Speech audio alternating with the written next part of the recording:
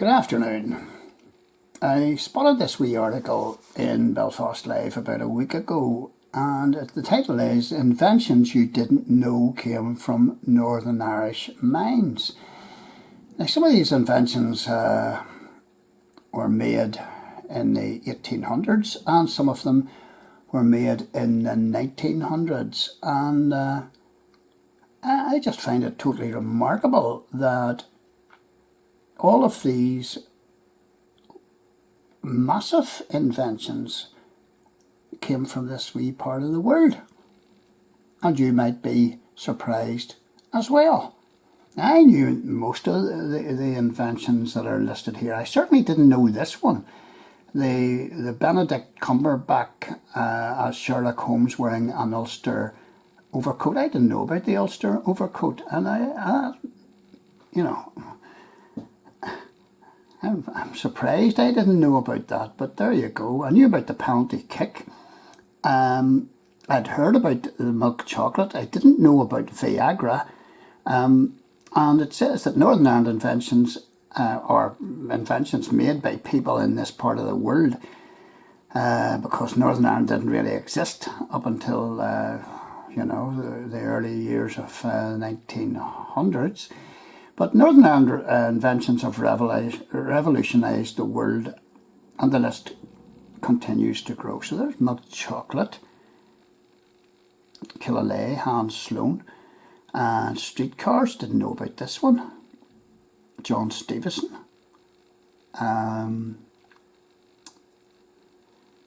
The discount department stores and mail order business was really started off by this guy, A.T. Stewart, born in Lisburn and moved to Manhattan.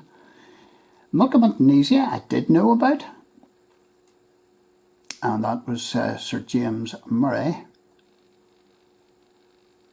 Artificial fertilizer, didn't know about that. That was a byproduct of his other magnesia invention. Safety lamp, didn't know about that. That's called a Clanny's lamp. The Ulster overcoat again, to protect you, give you sort of double protection. The cape there.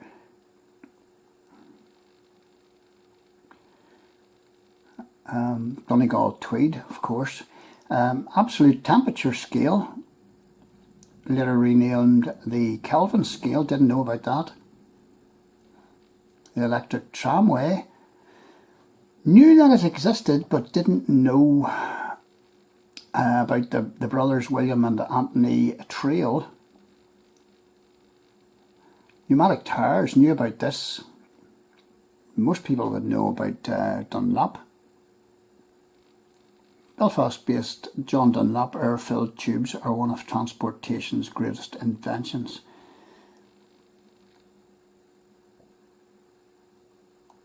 The penalty kick, I knew about this. Very, very few people know about this.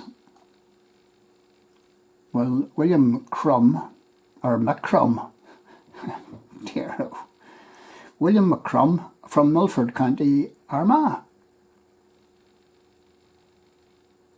The modern tractor, Harry Ferguson, well known, Massey Ferguson.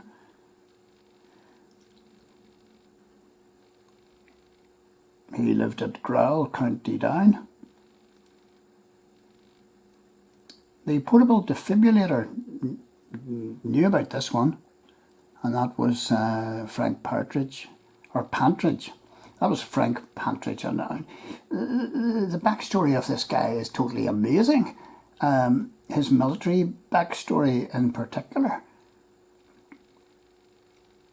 where he was in World War II, he was a Japanese POW, and he suffered dreadfully.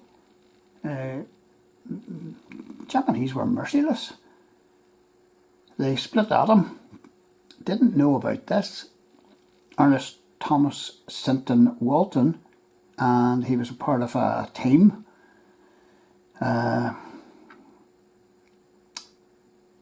Worked on this. The pulsar, knew about this lady who was done out of a Nobel Prize by her male supervisors, Dame Jocelyn Bell Burnell,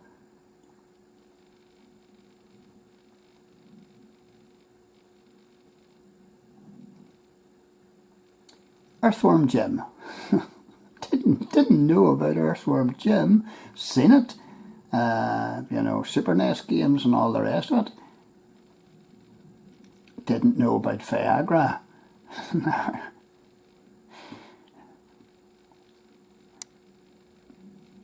Dr. Wallace Dinsmore and millions of men the world over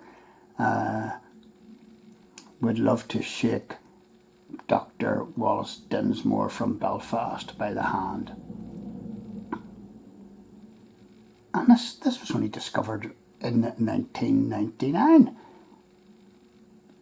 He was working on a drug to treat angina, and one of the side effects was more interesting. So there you go. I have done numerous videos on Northern Ireland inventions and inventors, and I'm going to show you some of those now, or parts of those. When I was growing up, there were 3 essentials that had to be in our wee medical cupboard. There was Lixine. Do you remember Lixine? There was iodine, and there was milk of magnesia, and it's rotten. And if you had a bad stomach, you took a couple of spoonfuls of milk of magnesia, and it was, I just didn't like it. It clung to your tongue, and the aftertaste was rotten. But it's still here, and this wee bottle cost me £5 there for this wee YouTube video. Milk of magnesia. Where did it originate?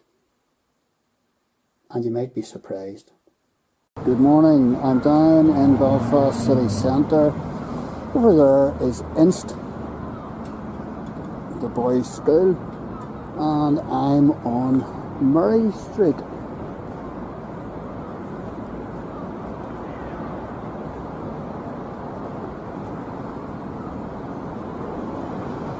And the Jerry's Hotel is just on the other side of the street.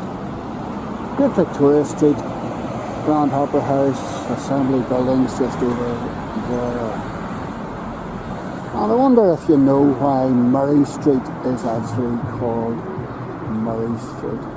And this is the blue plaque tribute memorial to Sir James Murray.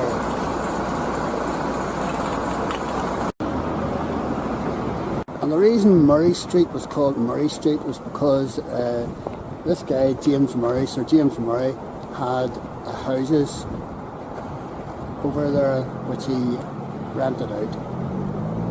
And the story is that the Marquis of Ainslie was visiting an old friend, the Marquis of Donegal. And the Marquis of Donegal came down with a stomach ailment, and Sir James Murray was called on, and he was a local, if I can say this right, well, it's a doctor, it's an apothecary, and he had been experimenting with various solutions and potions that you would take for a poor stomach, and he tried it out on the Marquis of Anglesey, and the stuff worked. And it was mass produced, and this is the inventor, Sir James Murray. Just entered the village of Doak, just out the M2 out of Belfast, and Ballyclure's that way, and Ballymena's down that way, and you just never know what you're gonna run into. This monument here is dedicated to the memory of John Rowan Esquire. And it's a big lump of a thing. And he was born February 1787 and he died in Belfast January 1858. And this is just a wee tribute, and you're saying to yourself, who was this guy? Why is there a monument up to him? Well, actually, this fella John Rowan is significant. But I'm just taking a wee look at the monument, and it's quite substantial, sort of Egyptian type design. And sole artist of his own fortune, the founder of one of the best engineering establishments in Ireland. A remarkable local man, John Rowan, who constructed the first steam engine or steam-driven coach in Ireland at a time when the only other transport on the road was a horse and cart. And this was erected in 1858, this monument.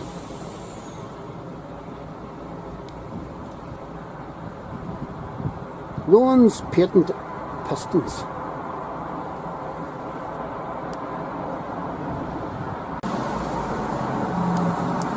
Most famous creation was the steam-driven coach, which he brought to Belfast in January 1836, 15 miles an hour.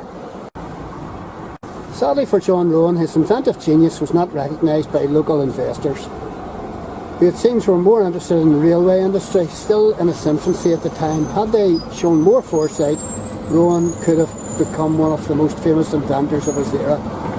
Even so, he continued to prosper. He established a foundry in Belfast in 1846, where his sons expanded the business after his death. The company became known as an patented Rowan piston ring. And that's what's written on the obelisk there. And if he'd had the backing, you know, he could have been way ahead of the others in the game of inventing the motor car. And look at this wee shelter here, and this wee public park area is reflective of the memory of John Rowan as well.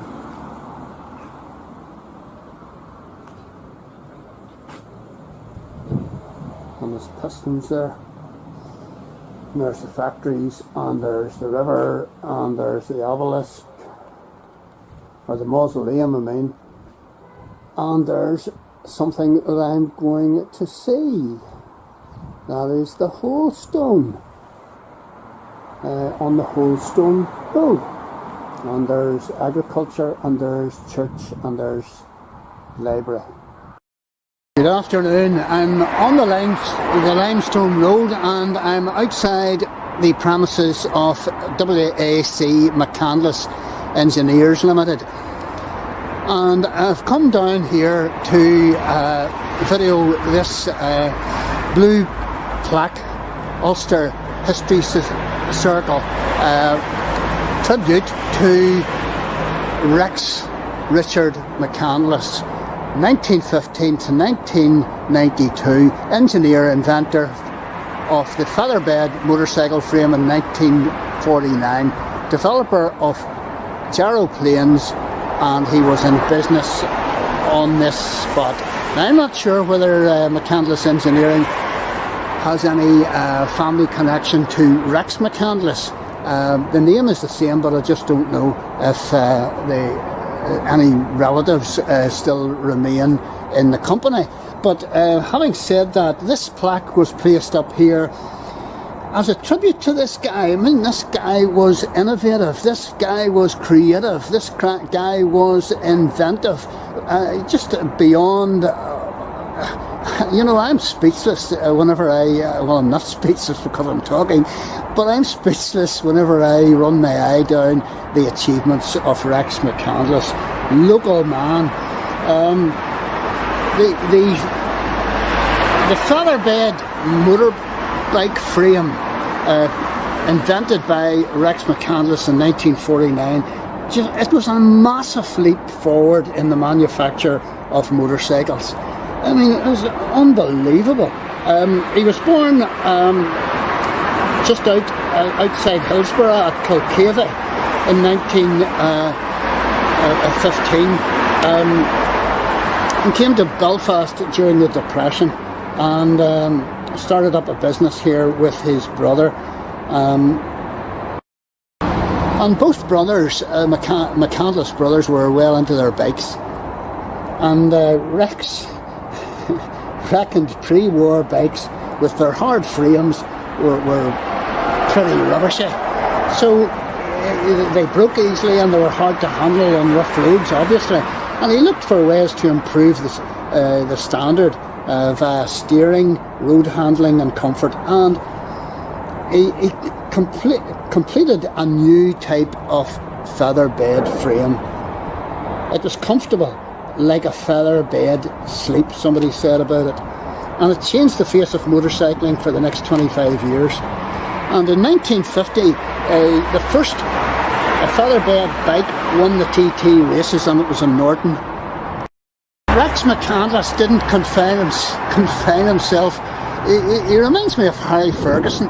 He didn't confine himself to motorbikes. He was really hands-on, and he won motorbike races.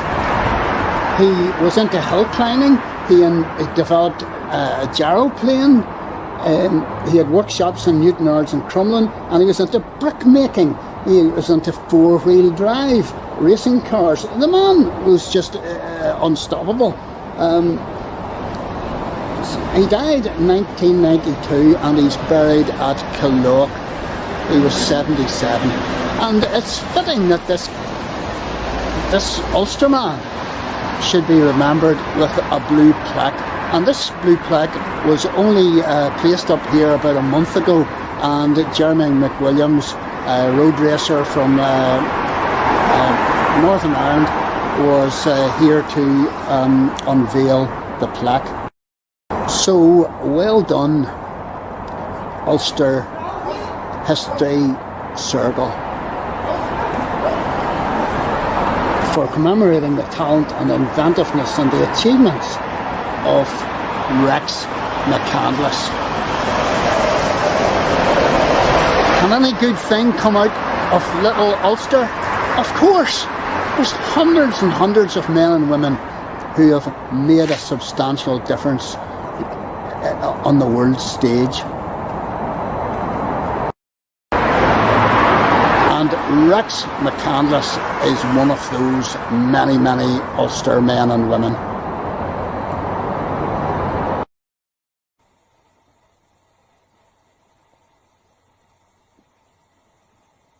Good morning.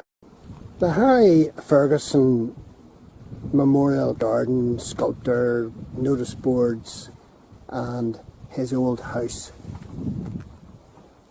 which actually looks pretty good, all down just outside Hillsborough, between Hillsborough and Dramara, at a wee small grow well, a wee sort of it's not even a village. This is the notice board, and it has been largely local efforts that has got this memorial garden on the go. And they have a big get-together every August where they invite all the Harry Ferguson tractors, big and small, old and new, to come along. So here's the timeline. Born 1884, first Irishman to fly 1909, so he was only 25. 3-point linkage patented in Britain. Black tractor built. Ferguson Brown produced in 1936. This is great. 1939. Ferguson Ford produced. Ferguson TE20 produced. 1957, Massey Ferguson Company formed. 25th of October 1960, Harry Ferguson dies. 16th of August, memorial unveiling by Mrs. Sally Fleming, Harry Ferguson's granddaughter. So this is the avenue up to the wee garden, and it's very well maintained here. And this is the Harry Ferguson sculpture, looking over the gate.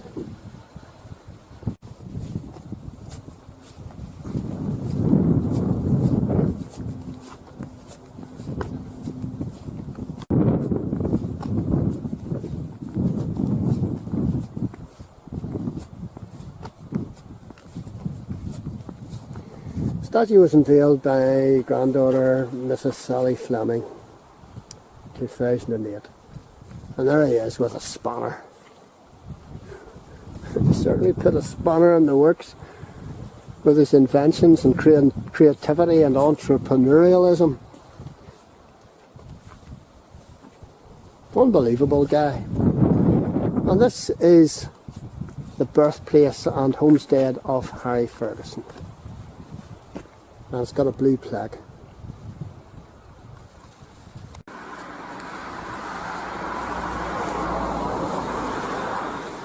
Oh, this is absolutely fabulous, folks. Absolutely fabulous place. Real super duper memorial garden. Come and see it for yourself. I wonder was the sculptor here, the guy Sherlock, who sculptured Dr. Frank Pantridge's sculpture, which is at the Lisburn Civic Centre. This is super nice to see that somebody who has done tremendous good in Northern Ireland is well remembered. So good on the guys and ladies who made this all possible by creating this memorial garden. And I'm just beside the Mall here in Armagh, and they play cricket in there, and it's a very historic spot, Armagh Mall, and looking up to the women's jail up here. But this is the Church of Ireland at St Mark's, and this is the graveyard up here. And I'm just going to investigate it because I'm told that William McCrum's grave, the guy who invented the penalty kick, as I said, is buried up in here. And just in the very corner of the graveyard, with this white surround, is the grave. And this is the family grave, the McCrum family grave here. And there's the football to remind us that William McCrum invented the penalty kick. And there's his wee headstone there. The man who invented the penalty kick, William McCrum. William McCrum. Long gone. The McCrums were the mill owners here, and the linen industry was prolific in the 19th century. Two brothers, John and William, and the linen industry boomed.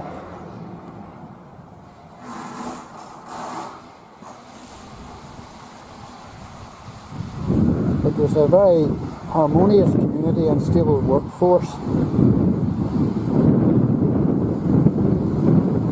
And this man McCrum was good to the people. He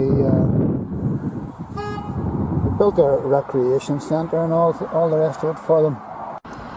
He had only one son. He had one son called Master William, and Master William was a bit of a lad. His lasting claim to fame was inventing the penalty kick rule in football. In the 19th century, amateur football was largely a free-for-all with almost no coherent organisation. and he was the goalkeeper of the local football team.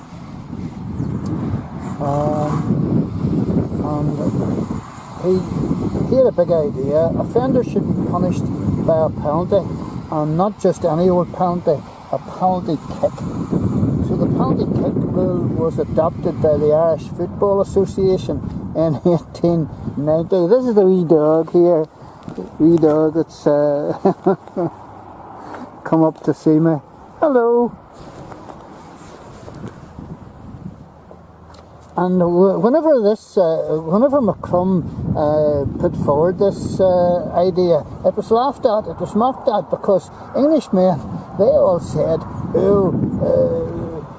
this is very ungallant to suggest that we would ever consider breaking the rules and cheat by fouling our opponents to get a goal.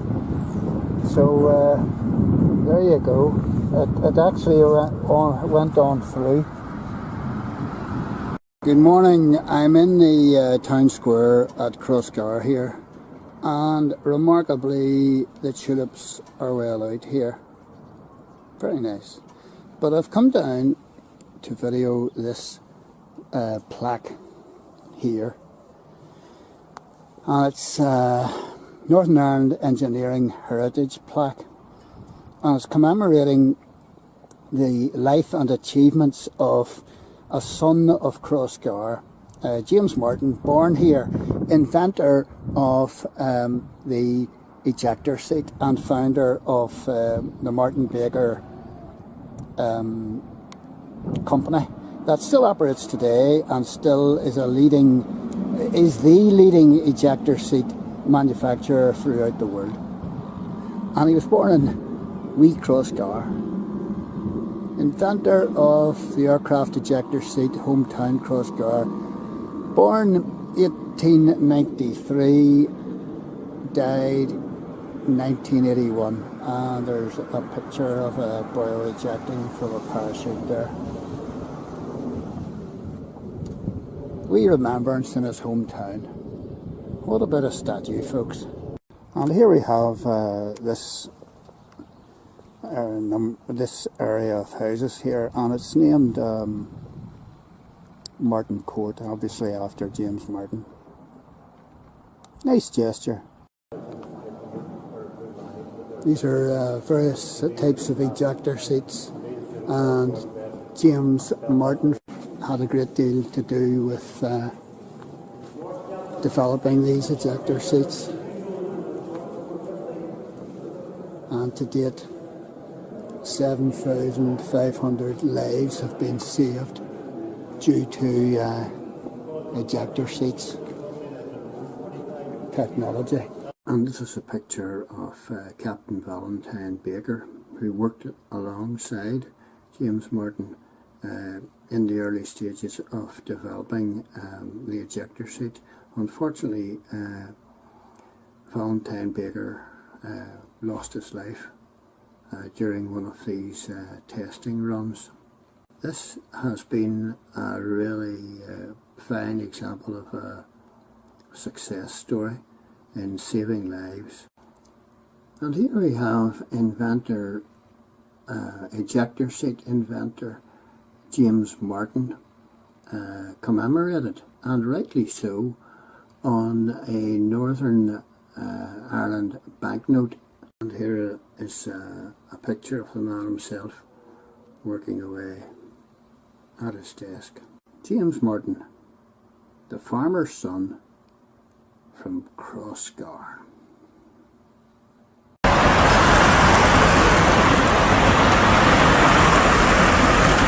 Not quite sure what they're supposed to symbolise. Well, it looks like a schoolgirl and a schoolboy. Let's go over and have a wee look.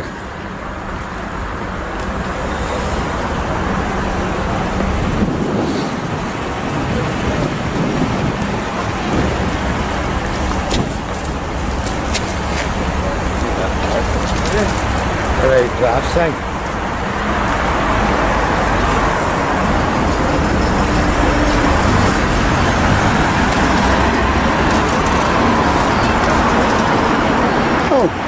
These are the linen bleachers, would you believe? That's the folded up piece of linen that they're holding between them. And this is reminiscent of our industrial past. The linen bleachers at 5:30, the horn will blow. 6 o'clock we all must go. And if you be a minute late, Robert McCabe will shut the gate. Local poem, unknown author. Very good.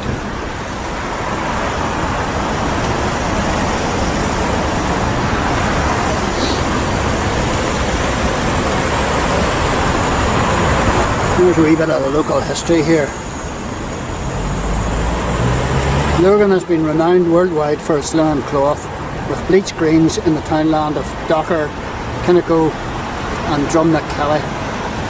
In Journey to the North, 1708, Dr. Molyneux observed that Lurgan was almost entirely peopled with linen weavers. The average wage for a linen weaver was 10 shillings for a 56-hour working week in 1911.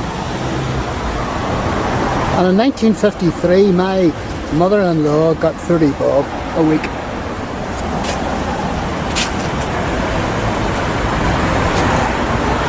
So a memorial to our linen industrial past. Good show.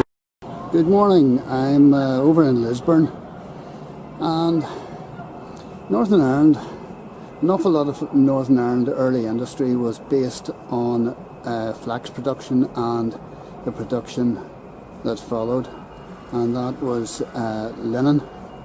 And linen garments, linen tablecloths, linen everything was found all around the world. There were linen tablecloths and napkins on the Titanic. It was very, very well thought of, and much of the early linen production that went on was actually based in Northern Ireland. But as everything, the cheap foreign imports came in, and these foreign imports just flooded the market, and they were cheap, and they brought about largely the death of our linen industry. But if you want to know anything about linen and the history of linen production, this apparently is the place to come to. It's the Lisburn Museum Linen Centre, Irish Linen Centre. Okay, let's go in and have a wee dago. And I'm just down in Lisburn. I'm at the Civic Centre. This is the old canal. This is the old lock off the canal. And this is Lisburn Civic Centre. And it's massive, and there's a big auditorium for concerts and whatnot up in here as well.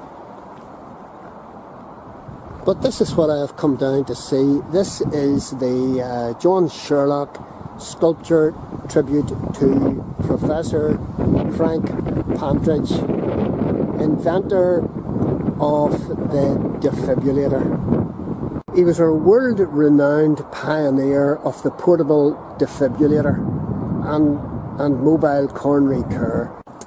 And it's due to Frank Pantridge and his development and his genius and his foresight that the first defibrillator came about in 1965. It was packed onto a mobile coronary care unit, an ambulance, and it weighed 70 kilograms, and it was made up of car batteries.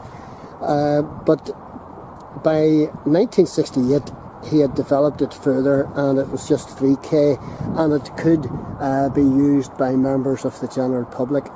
But in World War II he served in the Royal Medical Corps, and he was there at the fall of Singapore. And this is a wee sculpture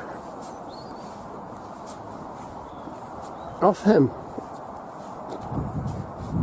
This is the man, and it's at the side of Lisburn Civic Centre. There's his pipe, and this is the portable defibrillator that we now Well, it's one of the early ones probably. And most sports clubs and most schools have one of these. People's lives have definitely been saved because of the early intervention of the defibrillator and early intervention of coronary care. And we have an awful lot to thank this man for. I'm just inside Lisburn Civic Centre, and these are Frank Pantridge's military medals.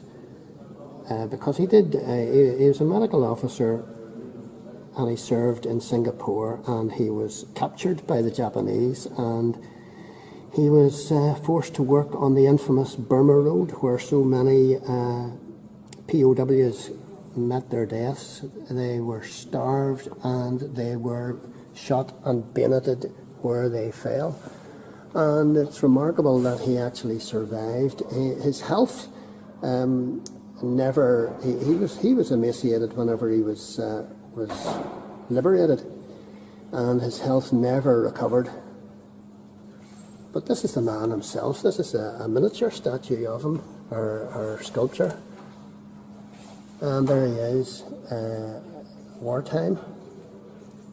Specially commissioned sculpture, which is designed and created by internationally acclaimed artist John Sherlock. I love this. People can be divided into three groups: those who make things happen, those who watch things happen, and those who wonder what happened. That's brilliant. So he wasn't anybody to sit and watch the world go by. And this is a unique life, a best-selling autobiography of Frank Pantridge.